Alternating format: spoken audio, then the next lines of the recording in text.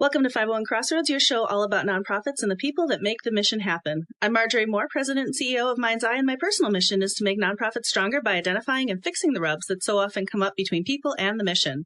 And hello, everybody. Natalie is at the dojo today getting some much needed training, but I'm here with you. And I also have our guest today, Jessica LaBozzetta from YNPN St. Louis. She's their president. Jessica, welcome. Thank you for having us. I appreciate it. Absolutely. Well, we've been promising to have you guys on for quite some time since we sponsored the Standing Ovation Awards that you had back in September. I believe so, yeah. So it's been a minute, but we got it together, which is good. So, okay, I used the group's initials, but tell me what YNPN is. Sure. Most people don't know. Yeah. So YNPN stands for the Young Nonprofit Professionals Network. And we are part of a grassroots organization that's 50 cities strong, 50,000 members across the country and Canada. We just added Ottawa, which is exciting.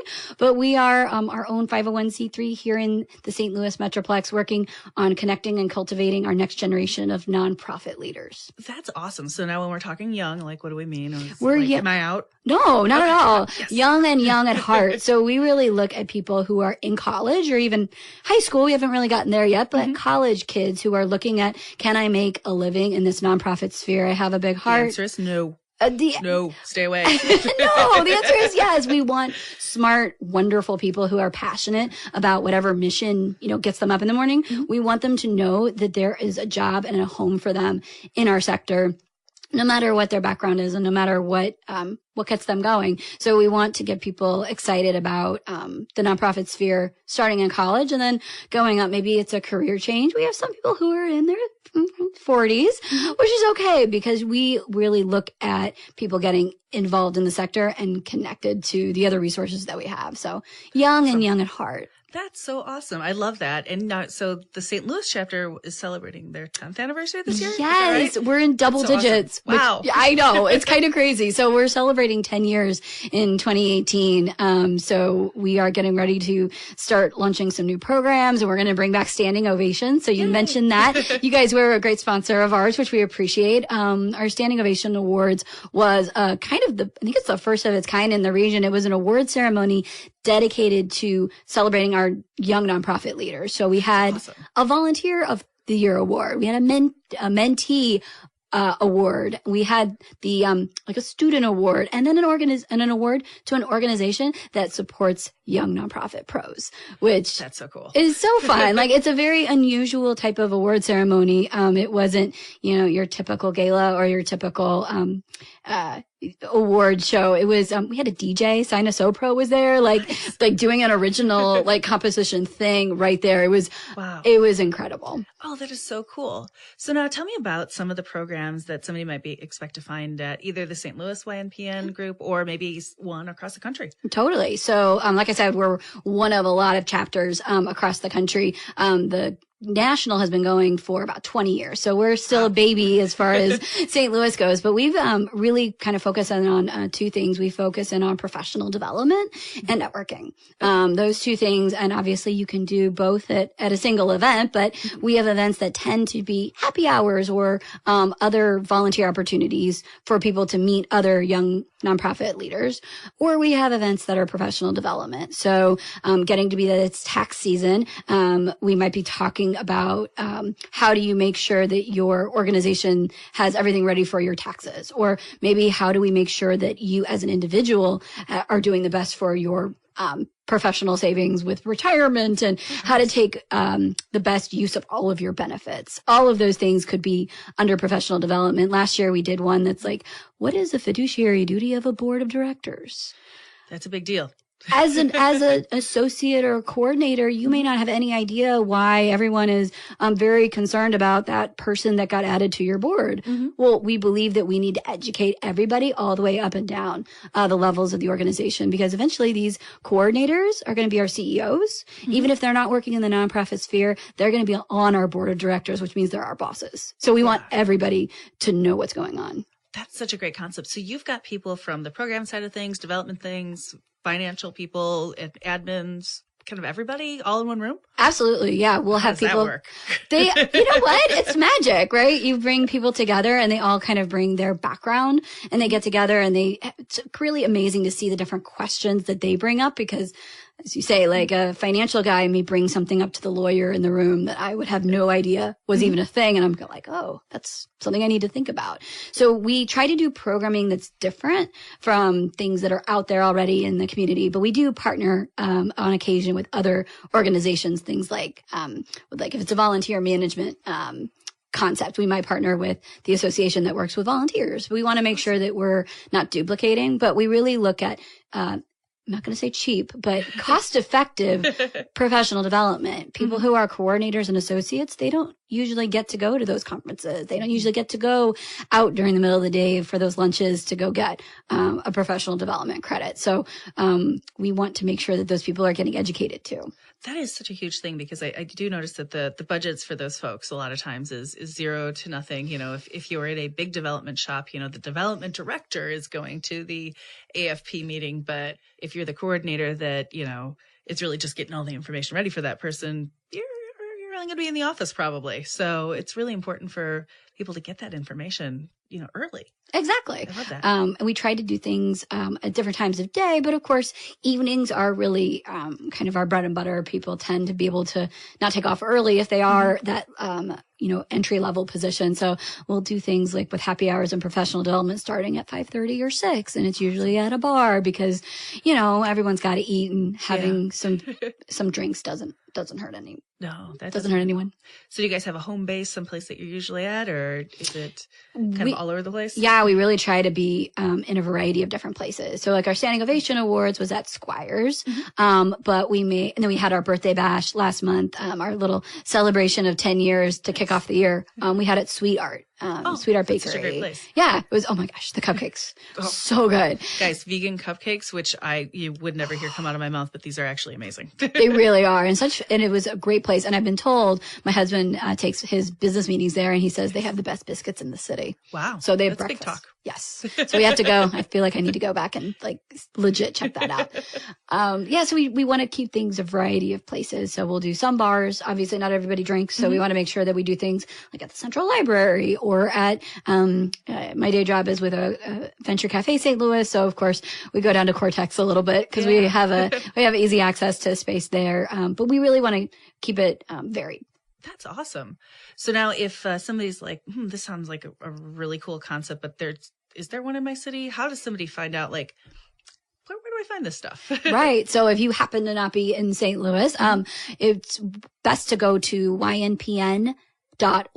That's our general like the national organization. The cool thing is that all of these members of our St. Louis community who are members of YNPN, they are automatically members of our national organization. So for free, and with no additional cost to our local members. And so they get access to a couple of different benefits by being a part of the national organization. So we really encourage people when they're moving out from, if they're here for college and they're moving to Chicago. Chicago has an awesome chapter. Denver has a really fun one. The original one in San Francisco is really great. Minneapolis, Minnesota, or Minneapolis, St. Paul, they are amazing in social justice. Like they are in racial equality. They are leading our national conversation about that. So yeah, YNPN.org then you'd like pop in your zip code and it would be like, this is your closest one. Oh, how nice. It feels like things have evolved since I was involved many, many years ago. So yes. I love that. Well, you were, we were a little smaller back then, but yeah. So full disclosure for our listeners, I actually helped start this chapter like years ago. I think there were some people like on board, like doing the heavy lifting. And then I came on just as we were starting to do some programs. And so that it's a really cool thing that it's kind of nice to see things growing and changing over the years. So well, we appreciate our original the founders who said we need a space to have people get connected to resources and to other people in our sector, and they saw a need for it, and they said, you know what, it doesn't exist, so we're going to set it up. And so it's been very fun to see. I've been involved about, I think, 4 or 5 years. That's awesome. Yeah, and definitely like dip my toes into it, and then have recently been elected president. So it's going to be, it's kind of crazy to see all that's been happening, but even just in the national conferences. So all of our chapter leaders across the country, we go to a single conference every year. And they are outgrowing every single their conference center. Every year they have to get a bigger one. I think there were 300 chapter leaders last year. Wow. So you're probably near a chapter. No matter where you're listening, you're probably there. Almost for sure. And if you're not, go to YNPN.org and email Jamie, the president of YNPN National, and be like, I want to start a chapter here, because we have those in beta. We have startup chapters in beta all around. So we want to take over the world and make it better for our next generation. Now, one of the things I noticed as I was talking with you and some of the other people that are involved in YNPN, you guys are all volunteers. Is that right? We are. It's a little crazy. We are all running a nonprofit in our free time. Nice. And when someone told me that, it was kind of flipped a switch. And I said, we are those board of directors that we keep talking about running our organization. So that's been interesting. So we have room for about 15 board of directors. Our executive committee, our officers, but then we have people who are running our programming, people who are focused on our membership, doing community outreach to them, talking to schools about why professional development is a good idea, and then reaching out to our members. And then we have our marketing team, who of course takes all those great members only events and those great programs, and they make it really cool and pretty into Canva, and they say here's the thing that you can go promote. They're pretty wonderful. We have an amazing team of a volunteer board that helps run this thing. That's so awesome. And I love that it gives people a chance to kind of see what's on the other side of that coin. So you're seeing firsthand what it looks like to be a board member, what it looks like to be a committee member, other than going oh my gosh, my board and committee won't do. And now I get it. Now I know why they're not getting those things done when you're on the day job side. You're like, oh yeah, they have a job. Right. So, which I think is kind of cool to be able to see early on. It is. And I think that's what a lot of people want when they apply to be on one of our committees, which we have a bunch of people on all those committees that aren't necessarily on our board, and they're dipping their toe in the water and saying, oh, I really want to learn how to do marketing. And I don't do marketing in my day job, but I want to try it out. Or I don't think event planning is that scary. Let me go try to do a program for YNPN. And then they can take that and put that on their resume, put that on their LinkedIn, and say look, I ran this thing. And we know that people have done that, gone back to their job and been able to get a different job or get a promotion because of the, not just the programs that we offer, but the leadership development of our board, awesome. Is absolutely huge. And that's another one of my passions, is making sure that we give people on-site experience that they can actually go talk about in a job interview. That's huge. And, a lot of people discount volunteer experience, but oh my goodness, when you carve out something because you're so passionate about it and just go make it happen, that's kind of huge. Yes. So I love that. Now, we talked a little bit about moving up in the job and, or even getting a new job. What does YNPN offer to kind of help those who are job seeking? So we have a really amazing mentorship program. Okay. So we started this, I think a year ago, maybe a year and a half, and we've had a couple of different cohorts that have gone through, and we do matchmaking. We have people who apply, and they say that, they're looking to get involved in the marketing field, or they're looking to become an executive director one day. And they kind of fill out some applications, and then membership goes back and does its magic, and we matchmake. We find people who are picked to be their mentors. And it's a year-long program. We take 2 cohorts each year, but they get to dive in for a year. We ask that they meet once a month. And I think that's really helpful to get people on that associate level, that mentorship that they may not have another opportunity. But that's super helpful, I think, for that next step, because I think having a mentor that's kind of your partner in that search, you can sit down and say, okay, this is the next step that I want. Let's see how we can brainstorm to get you there. And so it's that one-on-one relationship building that I think is the most exciting. And I really love that too, because if you're in a small shop and you are you're the marketing person, there's no other marketing people. You're just starting to do this. It's nice to have somebody who you can go to and knock ideas around with, and build your skills without having to go out and about and, just try to find them and wherever. Just want to bump into them on the street. That Exactly. doesn't usually work too well. But we've had some really amazing stories that have come out of our mentorship, that people have gotten their next job. People have gotten connected to that person that they never would have met otherwise. So that's the fun part, when I see the list of all the cohort trying to figure out like how. It's a little bit of matchmaking. It's just super fun. Oh, that's got to be kind of fun to do the matchmaking too. I know we had a staff member here at Mind's Eye that went through that a couple of years ago, 2 years ago. Mm-hmm. She's been away from us for about a year. So, but before she left, she was part of that. So that was really cool. So you've been involved for 4 years. Yeah. What's been your favorite thing so far? Oh, that's a hard one. Honestly, getting the standing ovation awards done. We had a little bit of transition with our board at that point. Mm-hmm. So the people who were, we conceived of it at one of the conferences, and we came back to the board, we brought it to them, and the people who were taking it on, unfortunately, had to step away. And so it was... Fun of volunteers. Yeah, exactly. Life happens. I think someone got pregnant, and someone just had a change of job and didn't have, the time to devote. So a small task force of our organization stepped up, in addition to all the stuff that we were doing. And we said, this is really important. We want to put our stake in the ground of supporting nonprofit leaders, and we really want to get behind this award event. So we, put everything aside, and try to keep that going. But we literally created an event in a couple of months got our sponsorships, got our logistics. That's my background, is logistics and events, and, pulled it out, and there was raffles, and we raised, not quite our goal, but we raised over $2,000 to help support our organization for the year. We're a very micro budget. So, no staff, so you don't have those. Exactly. Exactly. So it was kind of amazing to stand there with the DJ doing her thing in the middle of it, with one of our board members singing a song that he had taken a Broadway song and adjusted the lyrics and was making it for nonprofit pros. And then we gave away these awards. And the people in the audience were so excited when they got the awards, because it was a little bit Oscar style. We didn't know who was going to win until that night. So yes. They knew they were nominees, but didn't know that. That's so cool. But it was amazing. Yeah. It was so amazing to be in that room with 100 people celebrating young nonprofit leaders. And that's just fun. Yeah. That's been my favorite. Absolutely. Oh my gosh. So now if I'm going to come to like maybe a happy hour for the first time or a different program for the first time, what should I expect when I walk in the room? So depending on if it's a networking or professional development, that kind of changes things. But if it's a networking event, it's probably at a bar or something like that. We have our check-in table. You get a name tag so people know who you are.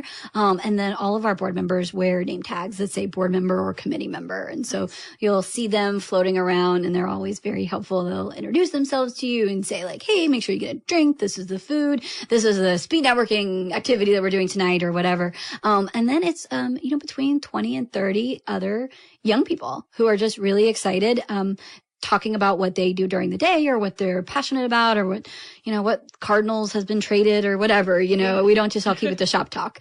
But then if it's a professional development, we do a little bit of that. We'll have some networking time, because that's always good to see who's in the room with you. Yeah. And then our professional development usually is a little bit more traditional, sit at tables and watch a presentation or go through an activity, depending on what that particular program is. So awesome. Yeah, that's kind of it. And then we try to make sure that there's, like I said, that networking connection time on either side of our professional development events. Awesome. And introverts, you just shove them into the corner? No, we love introverts. That's why we want to, that's why our professional development is, I think, a little bit more suits the introverts a little bit better. Mm-hmm. The networking events, I do know, not being an introvert, I understand that can be a little overwhelming. So we really want to make sure that we're having our board members going around to all of the different people. I think one of the rules I may institute this year is they got to go talk to someone that they don't know. That's always nice. We're gonna try it. We'll see. I got a bunch of extroverts on my board, so they should be fine. That's easier. If you're an introvert board member, it makes it real hard. But I've done it. Yes, I've done it. we want to make sure that they're talking to everyone and introducing themselves and making those connections. So we want to make sure that everyone feels welcome. That's so cool. And, that's such a big piece of networking things is having people feel welcome, making people feel like they're not in the corner. Exactly. I love that you guys are doing it this way. Trying to be intentional about it. Yeah, and that's the key. So, well, speaking of intentionality, what are you guys doing? You mentioned the Minneapolis-St. Paul chapter doing a lot around inclusivity. Mm-hmm. What are you guys doing to make sure that your chapter is inclusive? So we are working through that at a board level and basing it on some of the really good work that our other chapters have done, given our community and all of the different needs that a lot of our different segments have. We want to make sure that we are not just coming out there and saying, this is the program that we're going to do. There are so many people in this community that have amazing program that we don't need to reinvent the wheel. Yeah. So we want to look at how we can be more inclusive to all different segments of the community, no matter what we're talking about. But we want to go talk to the people who know those communities. And that's why we're trying to have a board and our committee structure that brings those different ideas in. So we're talking about how we can, in addition to networking and professional development, how do we add some other element of like social justice or other elements that are addressing our community needs. So it's in a working stage. I think 10 years in, it's kind of a good time to take a step back and say, okay, our networking looks really good. Our professional development is clearly helping people, but what more can our organization do to make sure that we are speaking for that entire young nonprofit section of our community and not just, one segment. That's awesome. And so kind of to wrap some things up. Okay. Remind us how we can find just any chapter. Yeah. Any chapter is YNPN.org. Okay. And how do we, like, if we've got our listeners in St. Louis, which I know we've got quite a few.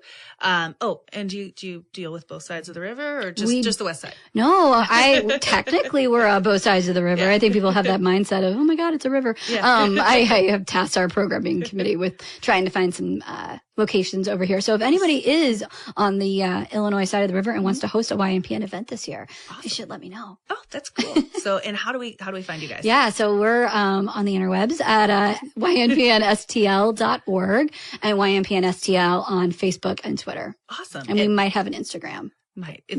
I know how that feels. Like, I think we're signed up for one, but I don't feel very young when I'm going through all of that. But I promise we have all of our stuff out there. But on our website, there's also a sign up for our newsletter and membership info. So that's probably the best way is to sign up for our newsletter, and then they can find out all the different events that we have. Awesome. And so, what's coming up next?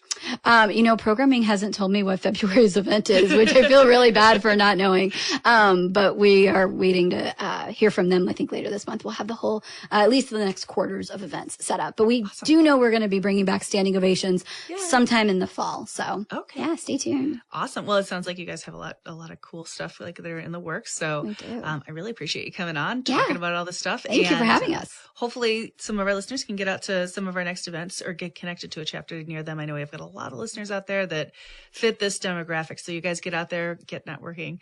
Thank you so much, Jessica. Oh, thank you so much for having us. And thank you to all of you for joining us on 501 Crossroads. 501 Crossroads is recorded at the studios of Mind's Eye Radio and is produced and hosted by me, Marjorie Moore. Mike Curtis is our sound engineer. Please go to iTunes or Stitcher or your favorite app and subscribe and leave us some feedback so others can find us. You can find us on Facebook at 501 Crossroads. Thank you for listening, and remember, we're all working towards the same outcomes.